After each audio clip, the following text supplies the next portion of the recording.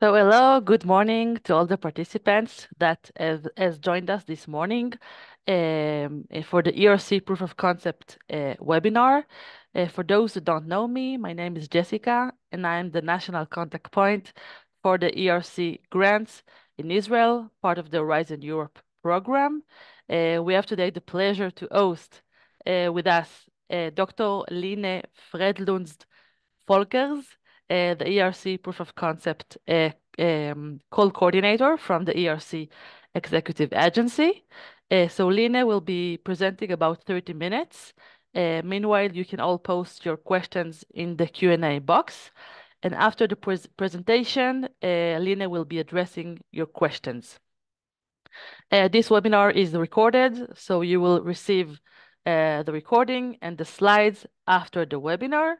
So thank you all for joining us. And now I give the floor and hand it over to Line to share the presentation. So thank you for joining us, and we hope it will be a webinar informative and fruitful for you. And thank you, Line, again. Thank you, Jessica. Thank you all for joining today. I'm just trying to share my screen here. And I think with this, we can go ahead. Yeah, so as Jessica just explained, I'm the call coordinator for the Proof of Concept call, which is our additional funding that we offer to the ERC grantees. I've been coordinating the call since 2019, but I've also been working in the other call coordination team since 2011. I'm happy to be here with you today. I will be speaking about the 2024 Proof of Concept call.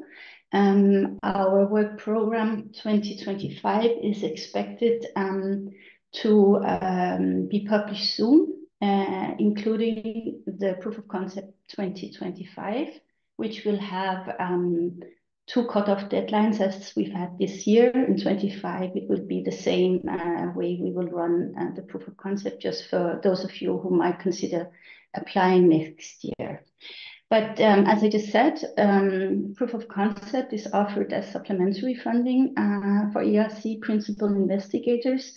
We give out the Proof of Concept grants as lump sum grants of 150,000 euros. So this is a fixed lump sum. The duration of the activities are expected to be scheduled for 12 months. However, we do sign the grant agreements for 18 months to allow our grantees a bit more time, for instance, to hire in personnel, etc., so that we don't have to go through many amendments on the duration.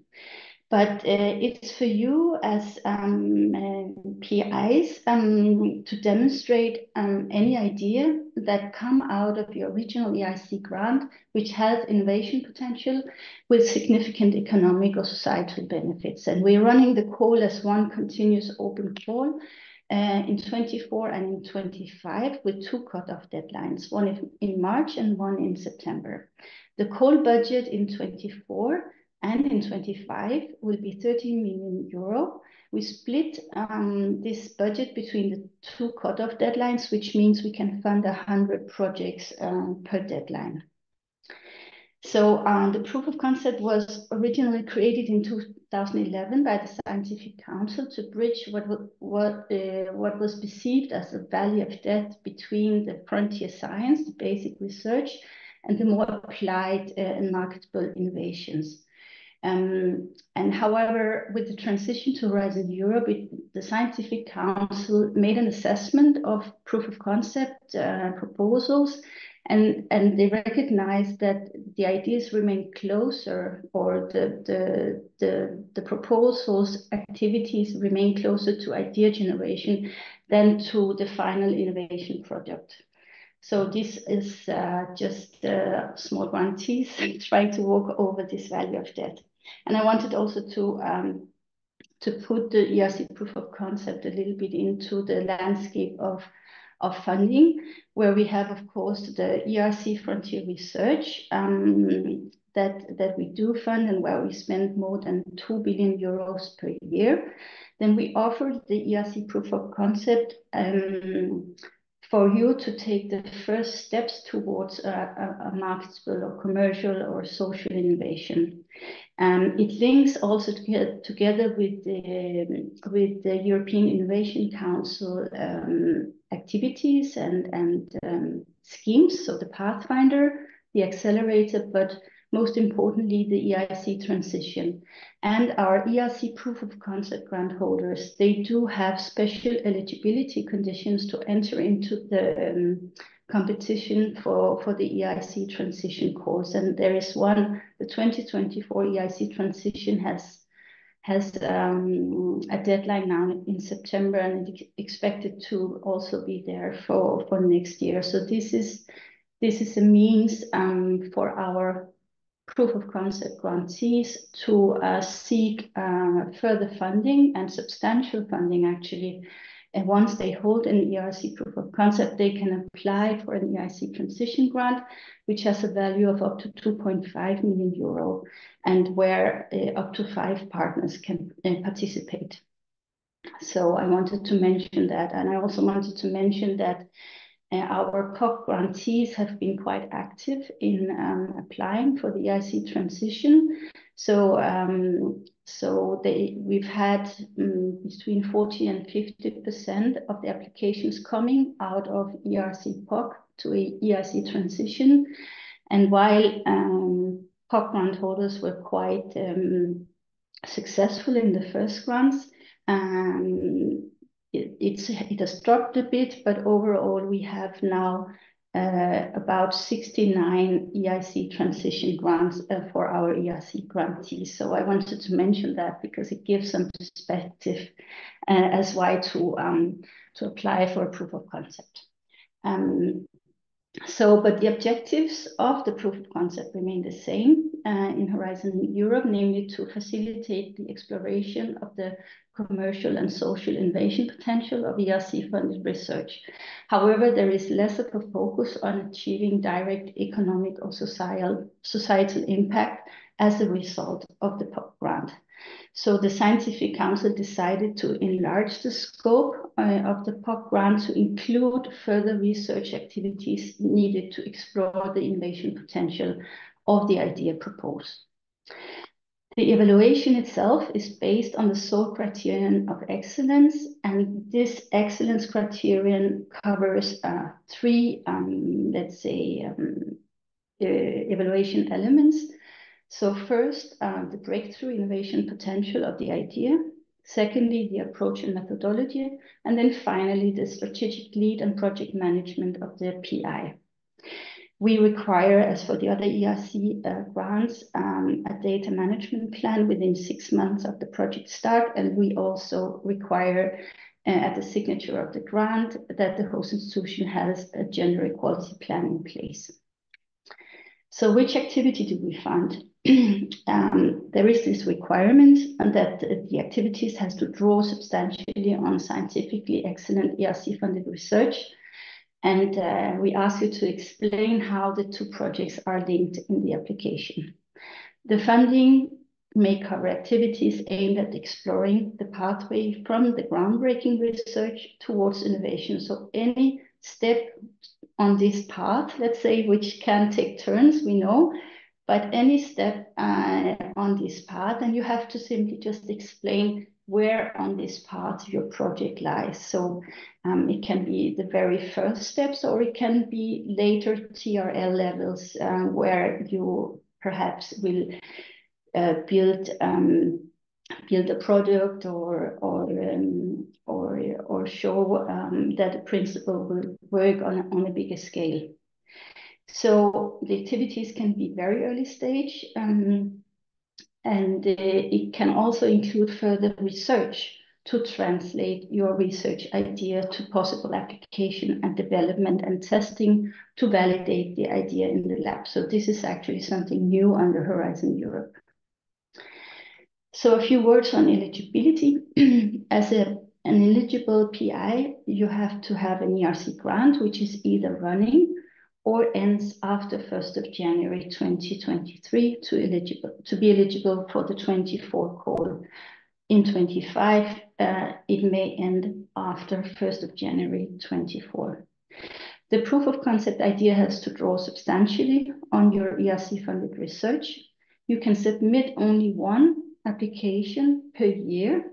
So it means you have to choose between the first or the second deadline. And this in 24, we've already run the first deadline. So if you haven't submitted an application this year, you can submit one to the deadline that we have, the cutoff on the 17th of September.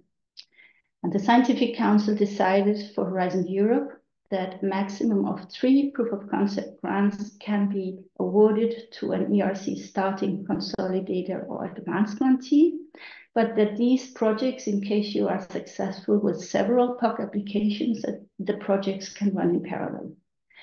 For Synergy, there is a maximum of 6 POC grants per Synergy project. And there we have to ask you to make sure, if you're a Synergy grantee, that you have the consent of all your fellow Synergy PIs when you submit your proposal. What is special is that your host institution can be different than from your main grant. But as for the other ERC grants, we allow additional beneficiaries where it makes sense for the project activities. We also have the same rules regarding portability of the POC grant as for the main grant, so you may decide during the project implementation to take your proof of concept grant and move to a different host institution. So the proposal itself, it's quite sort of simple. It's a 10-page proposal, excluding the abstract, the references, and the risk mitigation table. It is split in 3 sections, which links directly to the evaluation elements. So first, the idea, the breakthrough innovation potential, where we allow you up to 3 pages to explain this. Then up to 6 pages to explain your approach and methodology, and finally, up to 1 page explaining the strategic lead and project management of the PI. You also have to fill the online administrative form, the part A, which is similar to the ERC main grant application. So it has the same length. It takes a while to fill it out. So we advise you to start a bit early, in advance of the submission deadline, so that you are sure that you fill it out properly, and so that you are not blocked from submitting your proposal. Then for the ERC proof of concept, we also have supplementary documents. We have the host institution support letter as for the main grants, but what is different is that we allow you to submit letters of support or letters of intent for any end user, industrial partner, policymaker, anyone who makes sense that you wish to involve in your project or who will support the work that you'll be doing. This you can document in a letter, and these letters are part of what our experts evaluate together with your 10-page proposal. We have made an ERC class video of how to apply to the proof of concept, and I included the link here if you want to watch it. It's about 8 minutes, so easy to watch. Then I will go through the evaluation questions in the 2024 work program. And the questions that we ask the experts link directly to how we built the Part B template. So first, the experts, they look at the breakthrough innovation potential, and they're asked whether the proposed idea has the potential to drive innovation and business inventiveness and or to tackle societal challenges. And this question links, in fact, to section 1A1 in our Part B template. Then whether the proposed outcomes are innovative or distinctive compared to existing solutions. This is you explain in section 1 and 2. And if the proposed idea is high risk, high gain, This is section 1A3. So it's very sort of follows, if you read the work program, you will see that the way we structured the part B follows exactly how the experts will read your proposal. And you just have to make sure that the information they're looking for are really in those sections. Then on the approach and methodology, we asked the experts whether the proposed activities and planning is appropriate and effective to explore the pathway from groundbreaking research towards innovation. And then we list a number of activities, but it's a non-exhaustive list. It's just to explain what type of activities you may plan for in your proposal. So question 1 relates to section 1B, 1 and 2. And then the second question, whether the proposed timescales and resources are adequate for the implementation and feasibility of the project and also properly justified. If the activities will be conducted by persons well qualified for the purpose, this you explain in section 1B3. Then finally, section 1C of the patent template relates to the PI, strategic lead and project management, and where you have to demonstrate a clear vision on how to organize the management of the project, the consolidation of information and data needed to take strategic decisions, and to implement the proposed plan, including risk and contingency measures. This you describe in section 1C. So the way we evaluate proposals, so the evaluation procedure is different from the main grants. We have a single-step evaluation procedure. We take about 100 days from the submission cutoff to the time when we are able to notify you of the outcomes of the evaluation. So it's a short procedure. Each proposal is evaluated remotely by 5 independent experts in technology transfer and social innovation. They give to each evaluation element a comment and a related mark. They mark each element either very good, good, these are our 2 pass marks, or failed.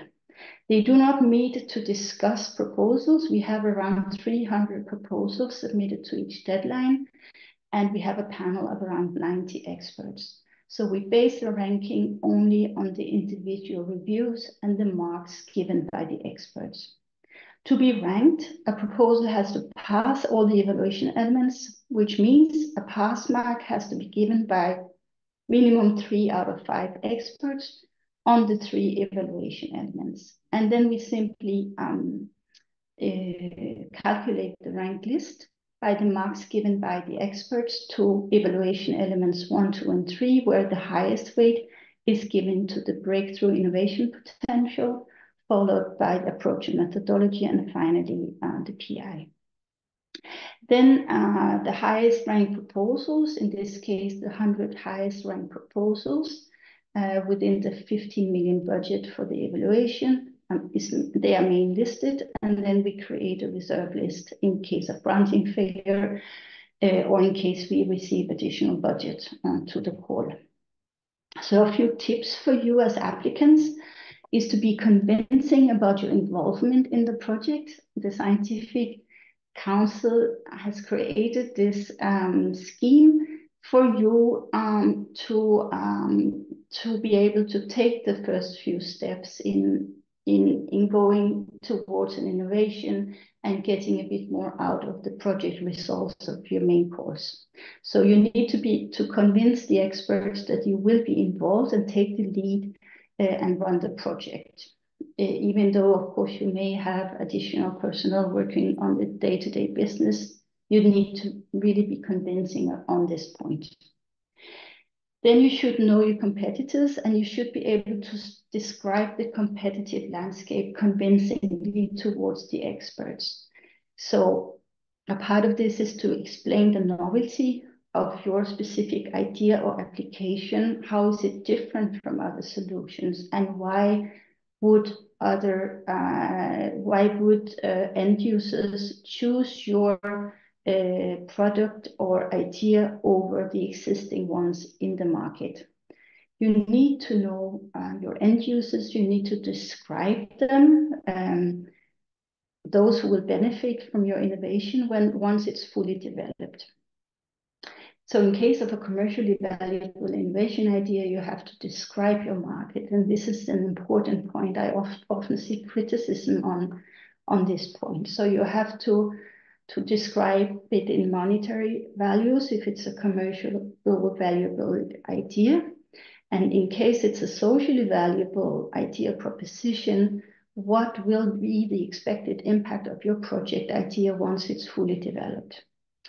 In case of database or application development, you should also consider how this will be maintained beyond the project period, because I see several criticism points there also from our experts.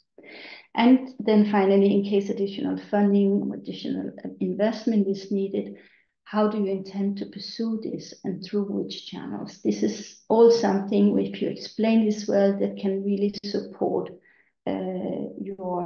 the success of your application. Then we had a change in 23 in the sense that the Scientific Council decided, because we have so many excellent projects submitted to this scheme, and we are only able to fund the projects that we can fund within the core budget. So most of our applications, they actually pass all the excellence thresholds that we set up. And so the Scientific decided that a seal of excellence will be awarded to proposals that have received a pass mark in all 3 evaluation elements, but cannot be funded due to lack of budget available to the call. And this seal of excellence is a certificate provided automatically to the applicants when they receive the evaluation outcomes via the F&G portal, so together with the rejection letter. But to be eligible for the seal of excellence, you have to give consent for us to share some basic information with RTD about your application, and they can then make it available to other funding and support organizations. And RTD will provide guidance as to where you as applicant can search for funding of your project from other sources. And I included here the link to the Seal of Excellence homepage where you can find additional information. I think I can skip this one. This is just an overview of the seals we awarded in 2023. And then I have a few statistics also from last year's call. So this is a slide that shows you the funded proposals of the 3 deadlines we ran last year by panel of a regional grant. And we usually have about 50% of our applications coming out of ERC main grants funded by the physical sciences and engineering panels, particularly material and product science, but also computer science and informatics. And then for the life sciences, it's usually around 30% of our applications, and a lot of them comes from the medical sciences, but also from applied biotechnology, LS9.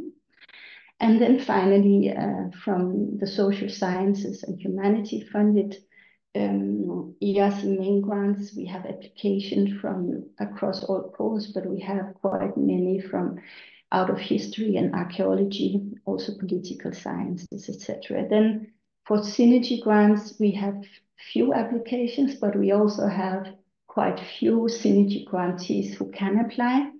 And last year we funded two synergy grant proof of concepts. Then I wanted to show you this slide where you see that our grantees, they start applying from very early on. Once their ERC main grant is up and running, they can start submitting a POC. So there's no reason, if you have an idea early on in your ERC main grant, you might as well want to submit it immediately. You don't have to wait out. I'm reminding you that you can obtain up to 3 proof of concept grants for each of your ERC main grants. Our starting and consolidated grantees are usually the most active in applying. So last year, about 10% of starting and consolidated grantees submitted an idea for a proof of concept. And as you see from this slide, they were quite successful. They took almost 80% of the proof of concept grants last year. Then our advanced grantees, they are slightly less active in applying, and they're usually also slightly less successful, actually. So the young researchers, they tend to do very well, and this is something we see each year. Then we have the funded proposals by host institution, country, and deadline. And you see that last year, I think Israel obtained, our grantees hosted by Israeli host institutions, they received 18 proof of concept grants over the 3 deadlines. And this is just a slide with the funded projects between 2011 and 2022. And I just want to mention that usually our grantees out of Israeli host institutions, they tend to do very well in terms of success in the proof of concept calls. Our call success rate usually lies around 40%. So it's a scheme where you have good chances of getting funded. We also see that if you're not funded with your first application, then with the extensive feedback that you have from 5 of our experts, it's possible to improve your application and resubmit the following year. So this is something that I urge you to do, even if you're rejected with your first application. Please consider to come back in the following year. And this is the calendar for the 2024 calls. As I mentioned, we have the second deadline on the 17th of September 24. And for next year, we will also run a submission deadline for proof of concept in March and in September. I have included here for you a few links so you can explore a bit those ideas that were funded last year, either by looking at our press release for the 2023 overall results, which highlights some individual projects. We also have the ERC searchable project database, where you can search proof of concept grants by panel of original grants, so you can sort of limit the scope of your search and have a look into which ideas, which applications have been funded previously within your research field.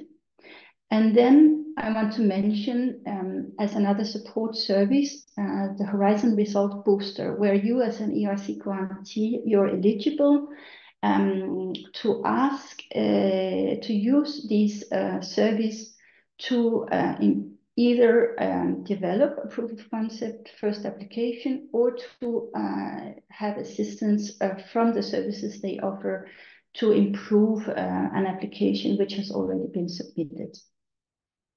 Sorry, I'm just going to remove this comment. And then I also want to let you know that if you obtain an ERC proof of concept, you will be eligible for the European Innovation Council Tech to Market services. They have a particular training program that can help a proof of concept grantees prepare for an EIC transition application. So with this, I conclude my talk. You can always contact our team using the applicant's mailbox. It's the same from one year to the next, and we are there really to help answer any question you may have. If needed, we will get assistance from our legal colleagues, from our granting department, or from our ethics colleagues, so you can really submit any question you may have for your application. And then you will find more information and the timelines, etc., on our call webpage. Otherwise, I urge you to make use of the help of your national contact point. And I don't know if Jessica wants to say a few more words on this. But with that, I conclude my talk and we can go to the questions. Yes. So thank you very much, Line, for this very informative and clear presentation. I will be reading some of the questions in the Q&A box, and I urge you to ask more questions if you have any. So Ben Hengelhardt is asking, can additional PIs that are not ERC grantees be part of the proof of concept to get together with an ERC grantee? Yes, you can have additional partners working on the project itself. It has, however, to be clear that you are the one to take the lead. So it has to be very clear that it's your project and it's you running the project, but you can have additional either team members or partners in other institutions working together with you on the project activities. That's not a problem. You just have to explain the role of each team member. Yeah. Okay, thank you. Michael Elbaum is asking, do all partners in the EIC transition have to have held the ERC or ERC proof of concept, or only one or some of them? Only one. Only one. What you will find on the EIC transition homepage is actually a list of eligible EIC Pathfinder and FET and ERC proof of concept holders, the ones that they have identified to be eligible for each call. So there you should actually be able to see whether you're eligible or not. And it only has to be one out of the 5 partners to hold an ERC POC. And then you, of course, again, have to make the link between the projects again. Thank you. Jenny Rakach from Ben Gurion University is asking, is the proof of concept proposal expected to be high risk, or rather can be just high gain, like in the ERC proposals? I mean, just high gain is perfectly fine. I mean, there's no requirement on our experts to go for the really high risk projects. We ask them that they can do it, but if you could demonstrate that in any case you will have a high gain out of your project, even better. Okay. Ayal Benzvi, I didn't see a criteria that relates to the link to the main ERC grant. How close should it be?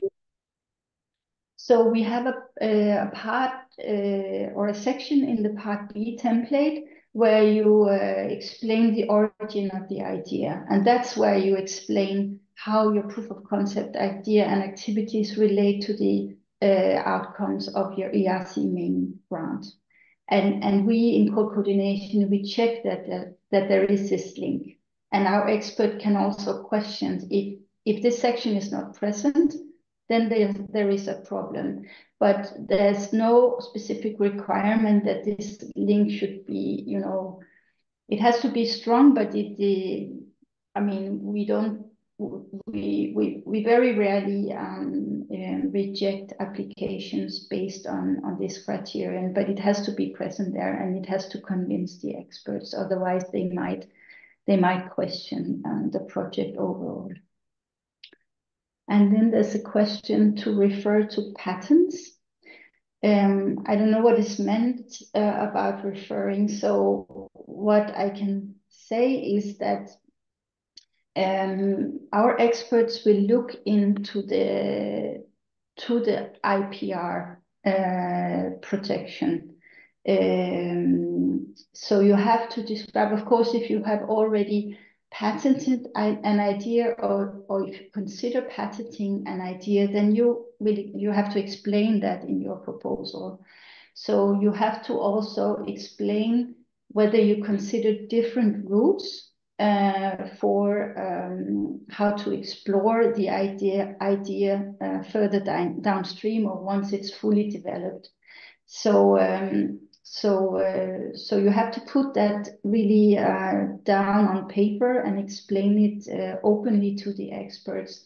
And you will find that quite often they comment on this, they give feedback, and in case you already consider transferring patent rights or IPR to, for instance, a spin-out company or an industrial partner, this is also something you need to explain. Thank you. We have from Ami Titri questions regarding the eligibility. Until when I'm eligible to apply if my ERC ran out in March 2024. So then you will be eligible to apply both to this September cutoff, but again in March and September 25. So because our cutoff for the 25 call will be 1st of January 24. So you can apply to the next 3 deadlines. And you can apply twice, once in September if you haven't applied now in March, and then you can submit a second application next year. Thank you. And is also asking about the Horizon results booster part of the ERC. It's actually offered. These are services that are offered by RTD and also paid by RTD. And it's used very little, in fact, by the ERC grantees. So we have been discussing how to disseminate this further to the grantees. And this is also why I included it in this presentation. It is a paid service. And you can select from a number of different services once you make contact. And they're running their first booster now, and then there will be a follow-up booster as of this fall. So it will be one continuous service with several service providers behind who are, experts on the different areas, depending on the service you will choose. But you can choose several services out of their package as a grantee. And yes, I think it's a good support that our grantees they can make more use of in the future, in fact.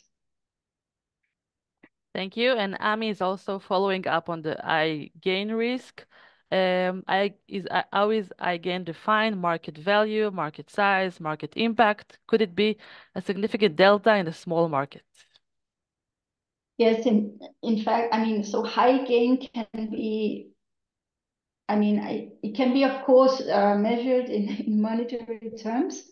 So you definitely, as I said before, you need to describe your group of end users. You have to describe the end users that you are trying to reach.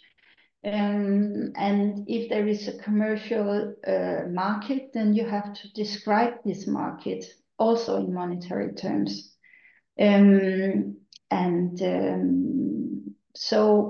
we do have many applications also for, smaller groups of end users where it can have significant impact. Your end users can also be patients, for instance. So a certain number of patients each year who has to be treated in Europe or worldwide. Yeah. Thank you. And Michael Kroger is asking, what about preliminary results of an implementation of the idea? Are those required or helpful? I would say they are very helpful, and if they are not present, it can be reflect a bit negatively on the proposal if you don't have any preliminary results to support that your idea would work, then it may be difficult to convince the experts that this idea really has potential. So preliminary results, I would definitely include if they're available. So. Thank you very much. Any further questions for Line? Okay, I don't see any other questions, but I guess you can all address the functional mailbox and also be in contact with us, NCPs, Smadar and Jessica. Another question from Ami. Yes, of course, the presentation and the recording. So, Lina, do you want to conclude? Do you want to add anything before we're closing this webinar? No, I just wanted to thank you for being here with us today, and please make use of the mailbox. As I said before, we are really here to help you all. You can also go via your NCP they can also channel your question to us. So yes. So thank you very much, Lini, for your time dedicated to the research community in Israel and to many successful proposal, I wish. You're welcome. Good luck, everybody. Thank you very much. Have a nice day.